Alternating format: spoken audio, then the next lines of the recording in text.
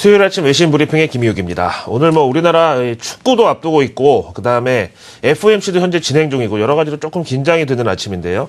자, 오늘 같은 우리 시장은 도대체 어떻게 움직일 것인지, 어제는 또 예기치 못하게 갑자기 또 왜 올랐는지 모르는 이런 반등이 나오면서 2000포인트를 급하게 회복을 했습니다. 자, 그렇지만 FOMC가 끝나기 전까지는 아직까지 이런 일시적인 반등이나 일시적인 하락에 대해서 조금 비중을 낮게 두고, 그렇게 보는 이 시각이 중요하다고 생각하고요. 일단 미국에서도, 오늘, 어제 우리와 비슷하게 특별히 악재는 없고 그냥 FOMC가 이번에는 상당히 좀 싱거울 것이다. 이런 이 기대감 정도는 있다고 봐야 되겠습니다. 오늘 여러 가지 이슈들 체크해 보겠는데요. 먼저, 펀더멘탈 지표 중에서, 요즘 들어서 유일하게 미국에서 이제 열등생이 바로 이제 이 주택 지표가 되겠죠. 오늘도 역시 다른 주택 지표들과 마찬가지로 부진하게 나왔습니다. 미국의 건축 허가 건수하고 주택 착공 이제 이게 나왔는데요. 이 중에서 주택 착공 현황만 좀 볼게요. 이제 이 주택 착공 현황은 어느 정도 선행성을 가지죠. 물론 땅 파고 나서 집 짓고 이제 이러고 나서 중간에 중단되는 경우도 있겠지만, 이제 주택 착공 건수나 건축 허가 건수 이게 이제 향후 6개월에서 1년 뒤에는 신규 주택 이걸로 이제 잡힌다는 거죠. 그런데 이런 선행성을 가지고 있는 전체 주택 착공 건수가 금융위기 이 서브프라임 사태 이후로 뚝 떨어져가지고 지금 현재 회복은 절반 3분의 1밖에 못 되고 있는 상황이고, 그러니까 3부 후퇴후의 일보 전진 정도가 이제 나왔는데 그마저도 지금 여기서 헤매고 있는 이런 상황입니다. 건수가 보니까 몇 건이죠? 100만 1000건 나와가지고 월 6.5% 급감을 했습니다. 이건 역시 이제 다른 경제 지표들하고 마찬가지로요. 연초에 사실 상당히 좀 부진했다가 이게 폭설과 한파라고 하든 아니면 원래 집이라는 게 겨울에 땅을 못 파잖아요. 그래서 집을 못 짓기 때문에 원래 그랬는지 어쨌든 1월 달에 이렇게 부진을 해서 여기 밑바닥에서 시작을 했다가 점점 이제 탄력을 받다가 3, 4월 달에 빵 하고 기저효과 등이 없고 튀어 올랐다가 다시 지금 꺾인 상황이죠. 그래서 이제 당초 예상은 5월 달에는 조금 줄었을 것 같아. 그래서 마이너스 3.9 정도를 이제 예상을 했는데 그 감소폭이 2배가량 컸다는 거죠. 글쎄, 연준에 있어서 이제 특히 FOMC 임원들에게 있어서 이 비둘기파 임원들의 가장 큰 무기가 바로 주택시장일 겁니다. 결자 해지라고 이 미국의 경기 침체가 이 주택시장 붕괴에서부터 시작됐기 때문에 이게 살아나지 않는 이상 우리가 다시 경기 개선 내지는 호경기가 왔다고 판단하기에는 좀 이르다. 이렇게 주장을 하는 거죠. 그러면 이제 FOMC를 앞두고 있는 상황에서는 아주 조그만 이슈들도 상당히 좀 중요하게 시장이 보는데, 오늘 주택 지표가 안 좋게 나온 건 오히려 이 비둘기파적인 이 느낌이 해석이 됐고요. 반대로 오늘 CPI, 소비자 물가지수는 상당히 좋게 나왔는데 이건 또 매파적으로 해석이 됐죠. 그래서 1대1의 무승부라고 볼 수 있는데, 미국의 노동통계청에서 직접 제공한 소비자 물가지수 보시죠. 사실 미국 같은 경우는 이 물가가 너무 안 올라서 인플레이션율이 올라오지를 않아서 걱정인데요. 이제 당초 한 0.2% 정도 증가를 예상했던 5월 결과가 0.4% 플러스로 나왔습니다. 보통 이제 이 CPI는 5월 달에 계절적으로 이제 좀 올라가죠. 본격적인 이제 드라이빙 시즌이라고 하죠. 우리말로 행락철이 시작되고 이제 휴가철에 초입에 돌입하다 보니까 이럴 때 이제 조금 물가가 올라가는, 5월은 원래 올라가는 달인데 그 예상보다 2배 정도 인플레이션율이 높았다는 거죠. 근데 이제 늘 말씀드리지만 이 물가라는 거는 사람의 혈압에 비유될 수 있어서 너무 이게 낮아도 저혈압이라 막 기운이 없고 또 너무 높아도 고혈압이라 이게 언제 갑자기 위험한 상황이 올지 모르는 좀 그런 거죠. 여기다가 이제 제니 델런 연준 의장은 더 이상 실업률에만 집착하지 않는다. 경기 회복의 그런 증거로 우리는 인플레이션을 좀 더 주의 깊게 보겠다. 이런 스탠스가 나오고 있고요. 지금 보시다시피 이제 그래프를 보시면은 미국의 연방 기준금리는 현재 0에서 0.25% 이 구간 금리고 사실상 제로 금리죠. 0에서 0.25%다 보니까 어떻게 참 이 인플레이션도 딱 그 레인지에서만 움직이고 있었는데 이번에 예기치 못하게 튀어 올라간 거죠. 일단 일시적이라고 볼 수도 있겠지만 드디어 인플레이션이 탄력을 받나 이런 좀 예상이 있을 수도 있죠. 그러니까 경제 펀더멘탈 자체로 봐서는 활력을 되찾는 거니까 좋다고 볼 수 있는데 연준의 입장에서는 그래, 인플레이션까지 이제 우리의 범위에 들어온다면 출구 전략을 고안하는 데 있어서 부담은 훨씬 더 적다. 이렇게 볼 수 있죠. 이제 그 다음에 이 근원 물가지수라고 이제 코어 CPI라고 하는데 식료품하고 에너지 가격이 워낙 이제 변동이 크니까 그거를 이제 레스 제외하고 봤을 때 0.3% 역시 플러스가 나와가지고 이것도 예상치보다 늘었습니다. 그러면 보다 정확하게 이제 연율로 보는 동시에 식료품하고 에너지를 제외한 연율 근원 소비자 물가 상승률은 2%가 나왔거든요.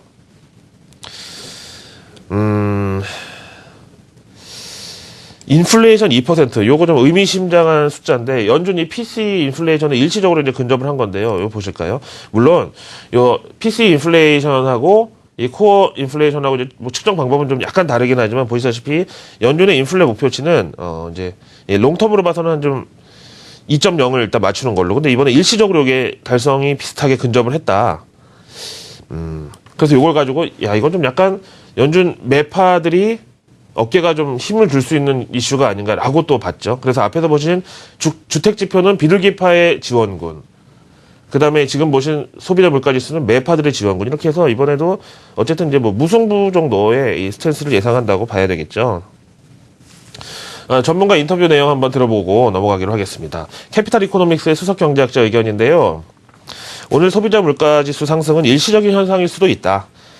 그런데 지금이 마침 FOMC 기간 중이지 않느냐. 이틀 일정으로 열리는. 그래서 오늘 FOMC에서는 그동안 사실 이 예상치에 근접조차 못하던 인플레가 다시 탄력을 받기 시작했다는 점. 요거 정도는 인정하지 않을 수가 없을 것이다. 근데 이제 이런 추세가 계속 유지가 될 경우, 그러니까 연율로 한 2%대, 그리고 먼슬리로 한 0.4% 인플레이션 증가가 꾸준하게 이어질 경우에는 내년 상반기 중에 금리를 인상할 가능성이 점차 힘을 받을 것이다 라고 봤습니다. 다음에 우리 시간으로 내일 새벽 3시면 이제 FOMC 성명서가 나오고요. 그로부터 30분 뒤에 제니 렐런 연준의장이 이제 기자들과의 질의응답 시간을 가질 텐데, 사실 또 이번 FOMC만큼 또 이렇게 신비감이 없는, 혹은 또 불확실성이 적은 FOMC는 또 오랜만인 것 같아요. FOMC 미리 보기 좀 준비했는데요.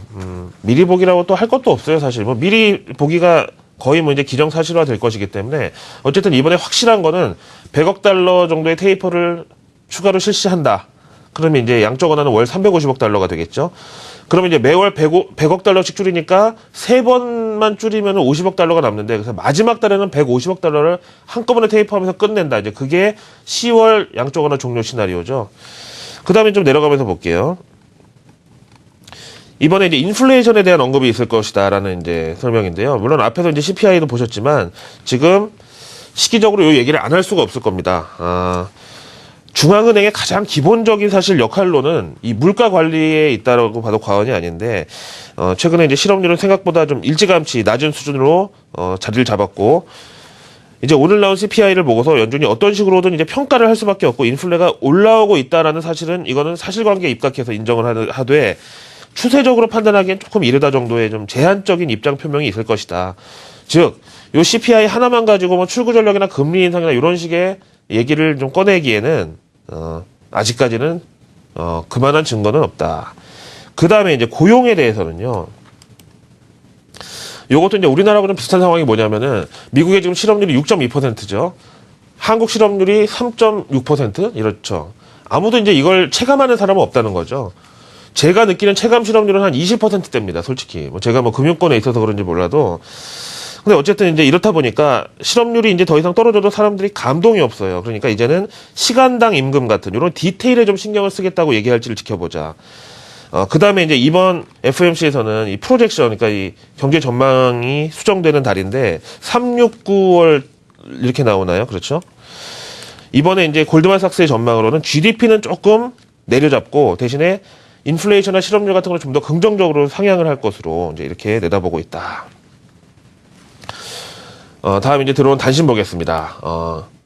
이라크의 내전은 계속되고 있고요. 여기다 또 우크라이나에서 또 심각한 얘기가 나왔는데, 사실은 우크라이나 사태는 천연가스 대 셰일가스의 싸움이었다. 이렇게 얘기하는 사람들도 많죠. 그게 이제 미국과 러시아 간의 대결인데, 우크라이나가 중요한 이유가 이제 러시아산 천연가스가 지나가는 이 가스관이 우크라이나를 통과해서 유럽으로 이제 이 디스트리뷰션 채널을 갖고 있다는 건데, 우크라이나 이 가스관 중에서 제일 굵은 거 있잖아요. 대륙을 통과하는. 그게 오늘 폭발 사고가 나가지고 현지에서 수사에 착수했다네요.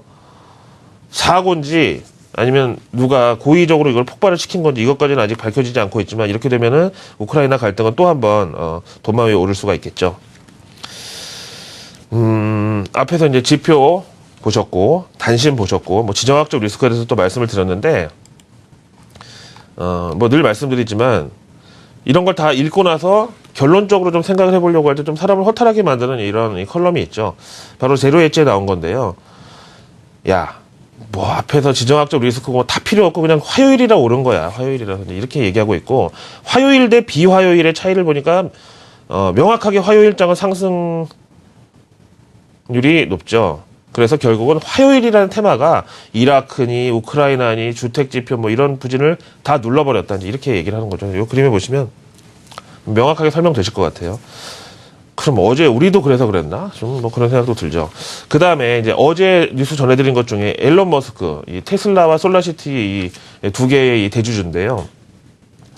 지난주 목요일날 특허권 다 포기한다고 해서 사람들이 약간 크레이지냐 아니면 이 사람이 진짜 머리가 좋은 거냐 천재냐 바보냐 이랬는데 결국 어제 테슬라 모터스가 BMW하고 닛산이랑 같이 이 전기차 충전소를 공유하기로 협상에 들어갔다는 얘기가 나오면서 역시 앨런 머스크는 신의 한 수를 뒀구나. 특허권 포기라는 게 기업 입장에서 얼마나 힘든 결정인데요. 근데 오늘 앨런 머스크가 또 한 번의 이제 홈런을 쳤습니다. USA 투데이 보시면은요. 요즘에 뭐 미국에서 가장 뜨거운 이 감자 바로 이 테슬라의 앨런 머스크 CEO. 이 사람이 이제 이 솔라시티라는 태양광 기업도 갖고 있는데 아마 거기 CEO는 사촌 동생인가 뭐 그럴 거예요. 연타석 홈런 행진이라는 게 뭐냐면은요. 두 가지인데요. 이제 어제 이어서 오늘도 연타석이라는 것도 있고 이제 오늘은 이제 두 가지 이슈가 이제 겹쳤는데 일단 테슬라 모터스 관련해 가지고는 요 서류 좀 보실까요?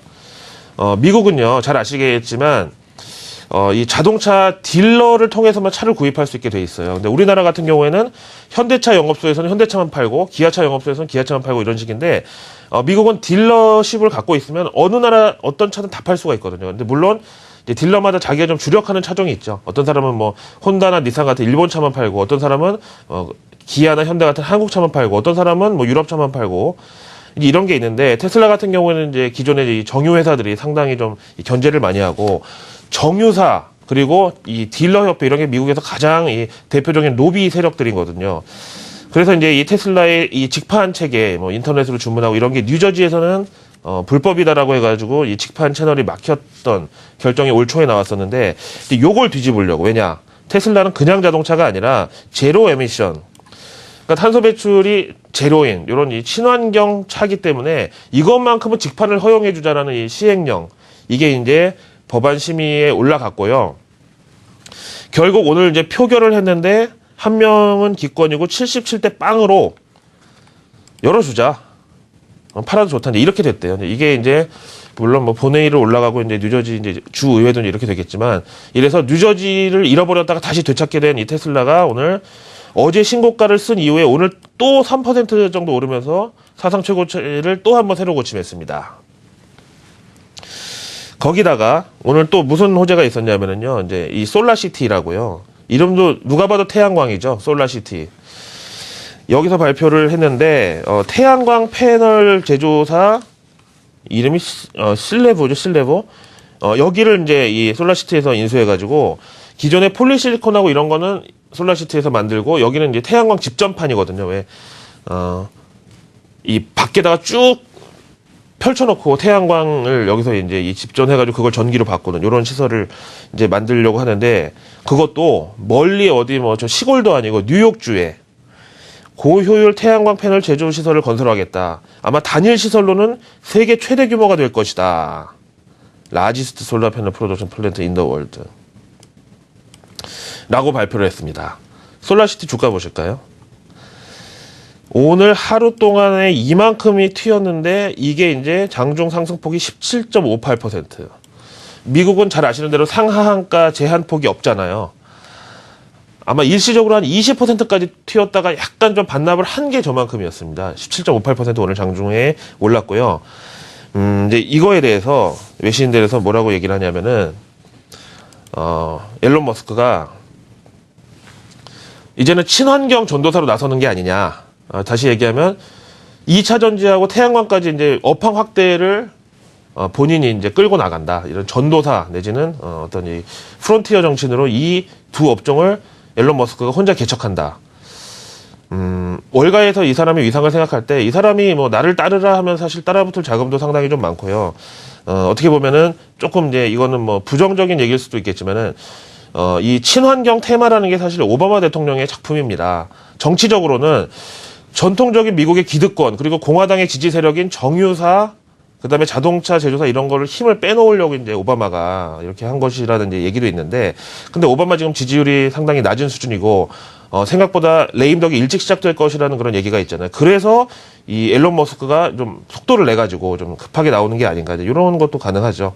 어쨌든 국내 2차 전지 관련주 어제 테슬라 모터스 급등에 같이 환호를 하면서 상당히 좋았죠. 오늘은 태양광 업종을 한번 업황 확대 기대감으로 살펴보기로 하죠. 한국 주식 태양광 관련주들 참 아픔을 많이 줬던 개인들에게 그런 종목들이 많은데 오늘 얼마나 오르는지 지켜보기로 하고요. MSCI 한국지수 마지막으로 준비했습니다. 65선을 깨고 내려갈 때 급하게 내려갔기 때문에 저 정도 어제도 한 0.2% 올랐고 오늘 0.23% 오른 거 정도는 그냥 외국인들이 최소한 코스피 지수를 지금 더 하방으로 보지는 않고 있다 정도지만 아직까지 이제 2000선이라고 할 수는 65선까지 회복은 안 됐기 때문에 뭐 오늘 뭐 추가 상승을 할 수는 있죠. 하지만 이거를 뭐 하시라도 다시 이제 밑으로 뺄 수 있는 여지는 있다고 보고 대신에 FOMC 끝나고 MSCI 한국지수 반응 좀 한번 더 보기로 하죠. 그 전까지는 일단 뭐 추세적으로 일단 이번 주간은 조금 변동성 주간으로 이렇게 얘기하고 전 넘어가겠습니다. 수요일 아침 외신 브리핑 함께 하셨습니다.